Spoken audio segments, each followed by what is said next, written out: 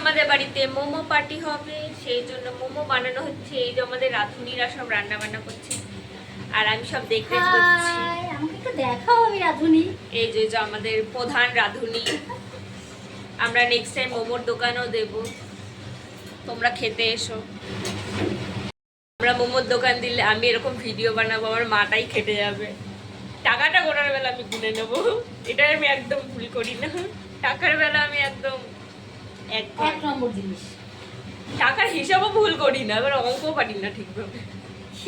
আমি শুধু খেতে পারি, কাজ বাজ করার জন্য উনি আছে। উনি এই যে খাবার দাবারের দায়িত্বে আমি পুরো সাফ করে দেবো, কিন্তু আমাকে দেখে মনে হয় না আমি খাবার খাই বলে। খাবারের জন্য বহুদিন ধরে এরা সব বসে রয়েছে, বসতে বসতে শুয়ে পড়েছে।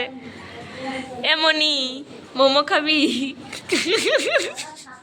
তো এখানে আমাদের মোমোর জন্য স্টাফিং তৈরি হচ্ছে। এটা এমনিও খাওয়া মানে খুব ভালো লেগেছে খেতে এমনিও, আর মোমোর সাথে তো কোনো কথাই হবে না। তো আমরা চিকেনের যে স্টাফিংটা করি ওইভাবেই করি। আর এখানে ময়দা মাখা হচ্ছে, আর এই দেখো চিকেন মোমোর জন্য ওটা তৈরি করা হচ্ছে। তো আমরা চিকেনটাকে ফার্স্টে সিদ্ধ করে তারপর ওটাকে একটু ছাড়িয়ে ছাড়িয়ে নিই, এইভাবেই বানাই। একেবারে কিমা করে আমরা দিই না, ভাল লাগে না ওইভাবে আমাদের খেতে। আমার দুটোই ভালো লাগে, ওইভাবে ভালো লাগে, এইভাবে ভালো লাগে, কিন্তু সবার তো ভালো লাগে না। তো যাই হোক, এখানে আমাদের রান্নাবান্না চলছে। আর এটা এমনিও তোমরা যদি রুটি দিয়ে খাও তো বেশ ভালোই লাগবে দেখে, তো আমার তাই মনে হলো। তো কারা কারা এই ঠান্ডায় মোমো প্রচুর পরিমাণে খাও অবশ্যই কিন্তু আমাকে কমেন্ট করে জানিও। আর ভিডিওটা ভালো লাগলে চ্যানেলে যদি নতুন হও তো লাইক কমেন্ট শেয়ার সাবস্ক্রাইব সব তো করে দিও, নতুন করে এটা বলার কিছু নেই। আর আমার গলার অবস্থা খুবই খারাপ, নাক আমার বন্ধ, কথা আমার এরকম হয়ে গেছে। তো যাই হোক, ঠান্ডা উপভোগ করছি আমি এখন, কাঁপতে কাঁপতে ভয়েস দিচ্ছি, মানে এতটা পরিমাণে ঠান্ডা পড়ছে, ভালো লাগছে না। আমার এমনি ঠান্ডাটা পছন্দ না, তো কী আর করা যাবে, ঠান্ডা যদি এত পরিমাণে পড়ে। তো চলো, এরকম মোমো যদি রোজ রোজ পাওয়া যায় তো একটা আলাদাই ব্যাপার লাগে, কিন্তু বেশি খাওয়াটাও ভালো না, শরীরের পক্ষে খুব খারাপ। যাই হোক, অল্প স্বল্প হলেও চলে যাবে, শীতে একটু বেশি করে মোমো খায় সবাই।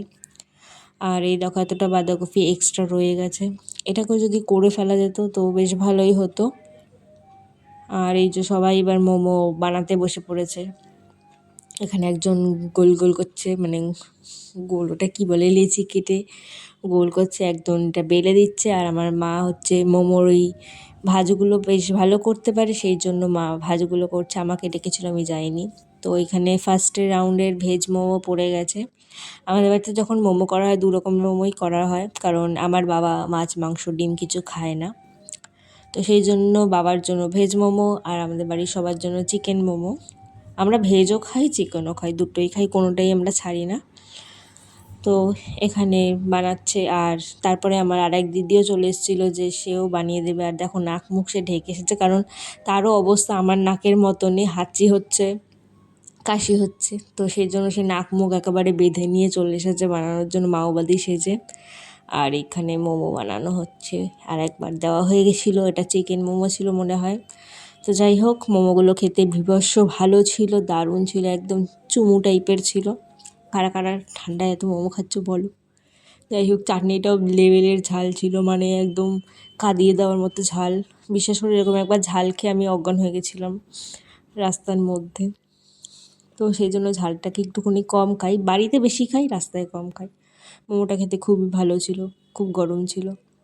আর এই যে আমি এখন টুপুস করে ফু দিয়ে মোমো খেয়ে নিয়েছি।